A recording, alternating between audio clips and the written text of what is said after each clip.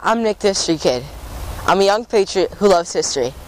Today I'm in Hartsdale, New York, and this is the history of cemeteries.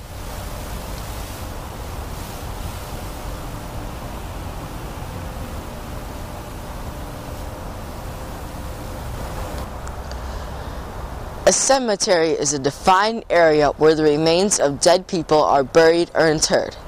The word cemetery is Greek, meaning sleeping place, that implies that the land is specifically designated as a burial ground.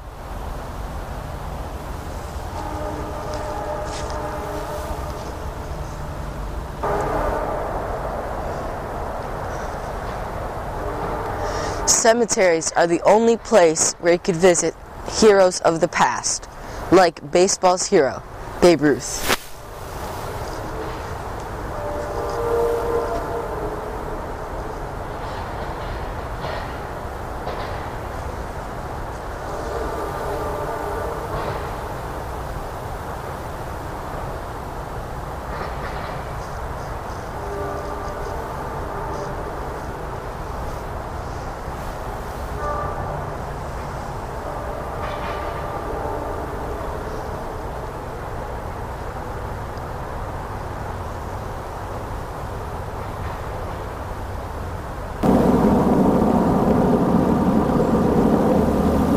Cemeteries are filled with tragedy, like the actor Sal Mineo here, who appeared in Rebel Without a Cause with James Dean. He was murdered in 1976.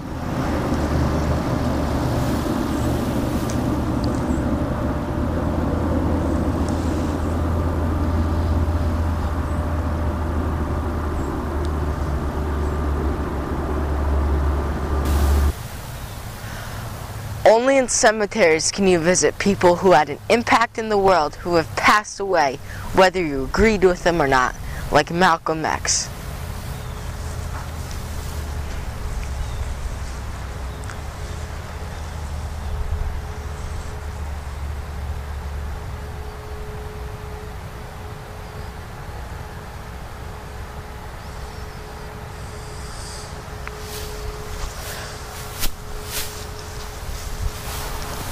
Right here in New York, we have Hollywood legend James Cagney.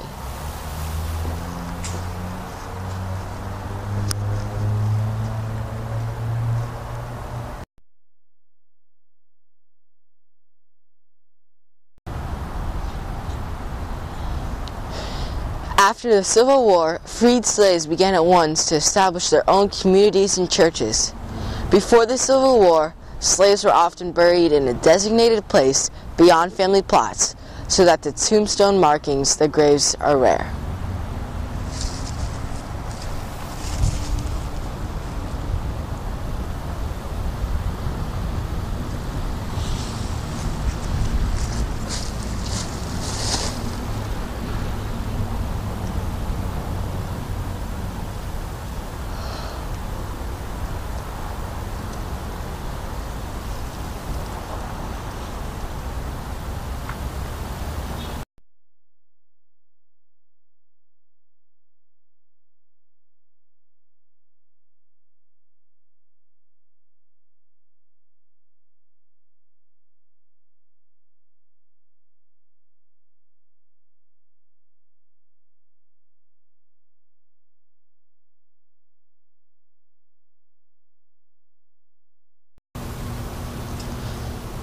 I'm now in Hartsdale, New York at Ferncliff Cemetery. We don't even call them cemeteries anymore. We call them memorial parks. In memorial parks, there's a lot less emphasis on death than in older cemeteries. It's mostly on beauty, memory, and the living.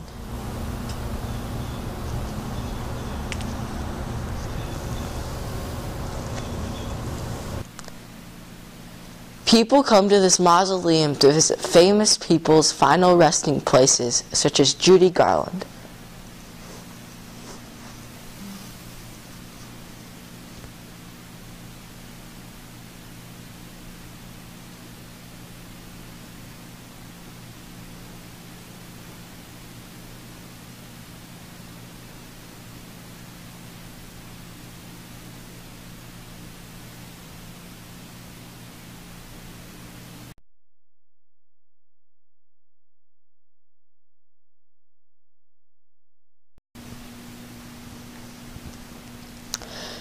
People still choose their final resting places like the kings and queens of Egypt in these sarcophagi.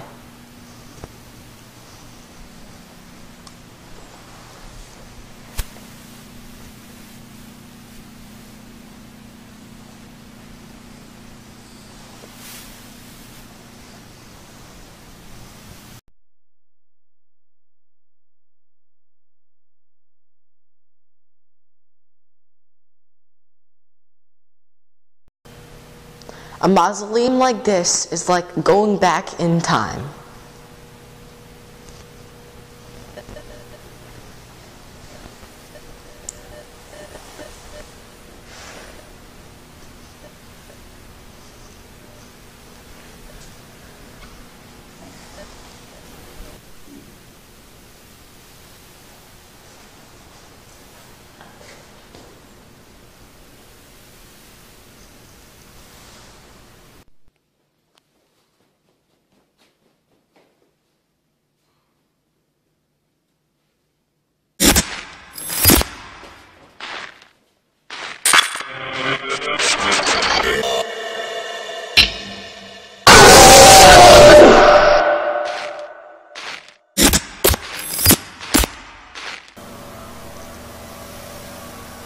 In this room is Judy Tyler's final resting place.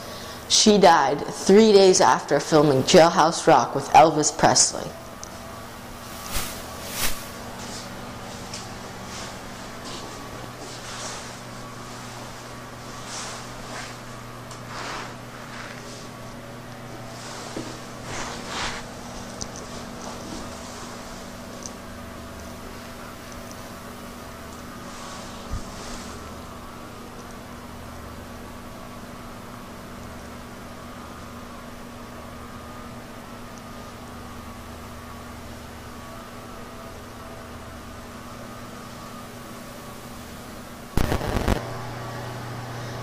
Here we have Hollywood screen legend, Joan Crawford.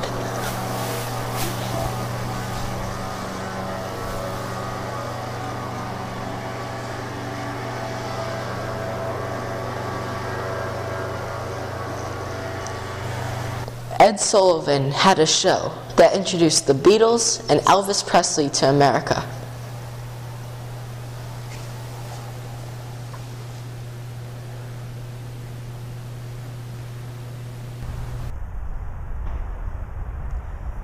War graves are usually in a separate area and usually have small white stones like these here in Arlington Cemetery.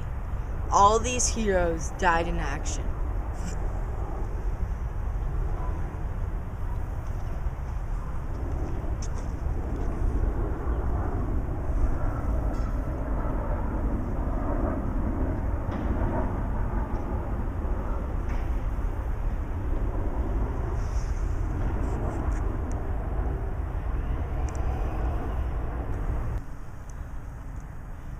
In Paris in the 18th century, skeletons were exhumed from graveyards and moved to catacombs.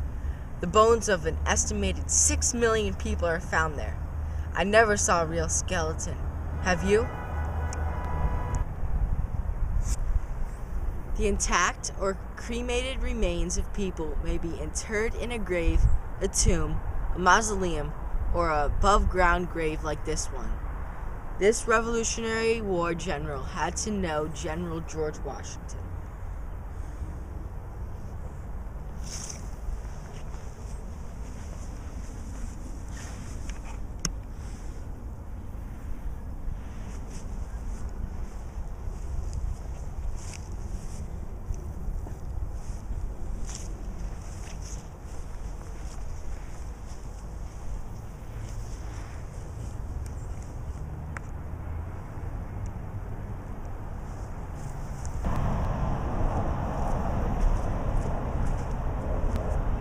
Prehistoric cemeteries are called grave fields.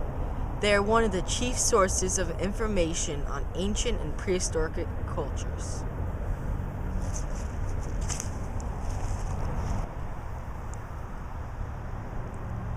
Look at themes in popular culture, at how often the words of the living and dead intersect, and how disastrous that often is.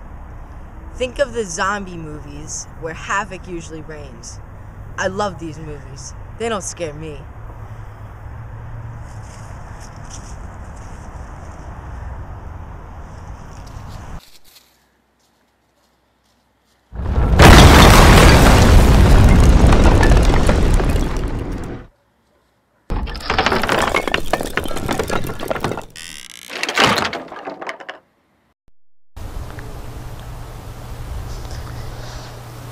People flock to cemeteries for picnics, hunting, and carriage racing. These places became so popular that guidebooks were issued to visitors.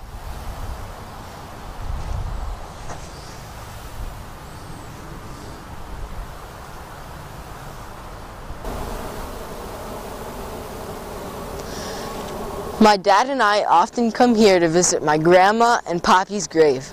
My grandfather has a World War II plaque here to show he's a veteran.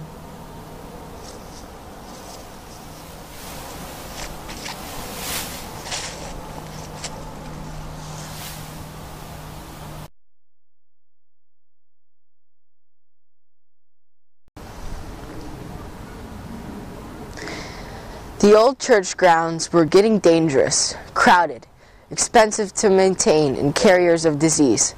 Thousands of burials in a very small place, and these places filled up. You often had burials 5 or 6 coffins deep.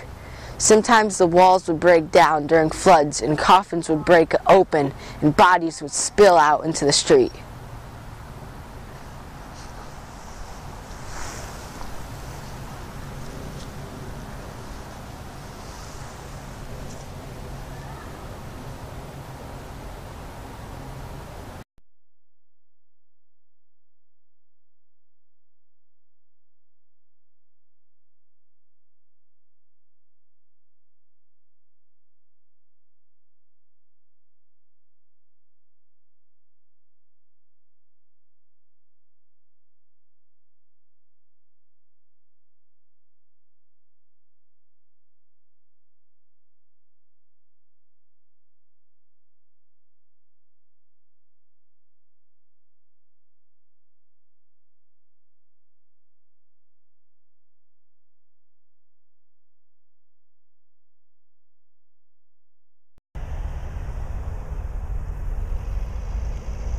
Students should be taught that any burial ground is an important part of history and should be treated with reverence, respect, and care.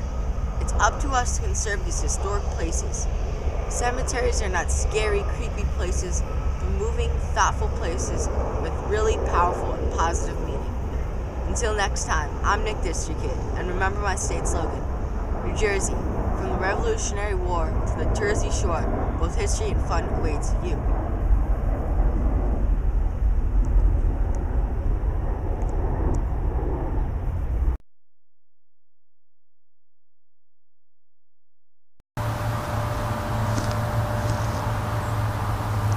Cemeteries are filled with tragedy, like the actor here, Sal Mineo, who appeared in Rebel Without a Cause with James Cagney.